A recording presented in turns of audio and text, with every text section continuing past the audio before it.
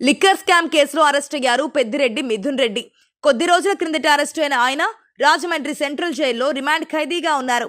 ఇప్పటికే bail petition దాఖలు చేసుకున్నారు. ఆగస్టు 1న ఆయన కేసు మరొకసారి విచారణకు రాబోతోంది. అయితే మిథున్ రెడ్డికి ఇంటి భోజనంతో పాటు కొన్ని రకాల సౌకర్యాల విషయంలో కోర్టు మినహాయింపు ఇచ్చింది. ఈ పరిస్థితుల్లో ఆయన తండ్రి పెద్దిరెడ్డి రామచంద్రారెడ్డి కుటుంబ సభ్యులతో కలిసి రాజమండ్రిలోనే ఉంటున్నారు. అక్కడే ఒక ఇంటిని అద్దెకు తీసుకొని ఇంటి భోజనం కుమారుడి కోసం పంపిస్తున్నారు. అయితే కుమారుడు మిథున్ రెడ్డి కోసం ఆ వయసులో కూడా పెద్దిరెడ్డి రామచంద్రారెడ్డి నిత్యం జైలుకు వెళ్లి వస్తున్నారు.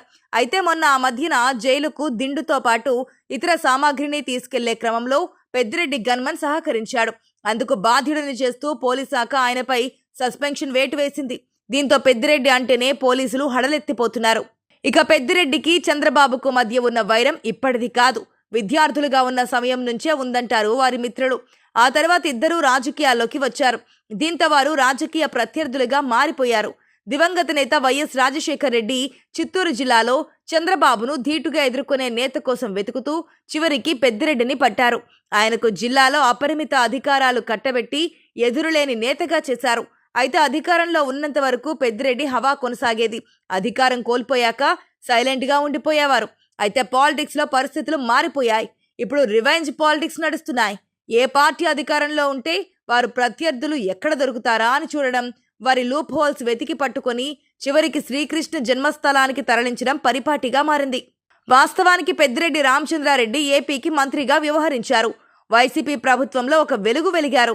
ప్రస్తుతం ఎమ్మెల్యేగా కూడా ఉన్నారు. అటువంటి నేత విషయంలో పోలీసులు గౌరవంగానే వ్యవహరిస్తారు.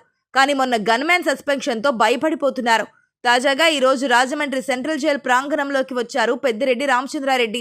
ఆయన కోసం ఒక పోలీస్ కానిస్టేబుల్ కుర్చీ తీసుకుని వేశాడు. ఇంతలోనే ఒక పోలీసు ఉన్నతాధికారి వచ్చి ఆ కుర్చీని తొలగించమని సూచించాడు. పెద్దిరెడ్డి దగ్గరగా వెళ్లి ఉన్నత స్థాయిలో ఆదేశాలు ఉన్నాయని, అందుకే కుర్చీ వేయలేదని చెప్పుకొచ్చాడు. దీంతో పెద్దిరెడ్డి తీవ్ర అసహనంతో కనిపించారు. ఇక పెద్దిరెడ్డి రామచంద్రారెడ్డి వైసీపీ ప్రభుత్వ హయాంలో ఒక హవాను కొనసాగించారు. రాయలసీమ మొత్తం ఆయన కనుసన్నల్లో ఉండేది. ముఖ్యంగా చంద్రబాబుతో చిరకాల వైరం ఉంది. అప్పట్లో కుప్పం నియోజకవర్గంలో చంద్రబాబును ఓడిస్తానని శపథం చేశారు కూడా. ఒకానొక దశలో కుప్పం వచ్చిన చంద్రబాబుపై వైసీపీ శ్రేణులతో దాడి చేయించిన సందర్భాలు కూడా ఉన్నాయి.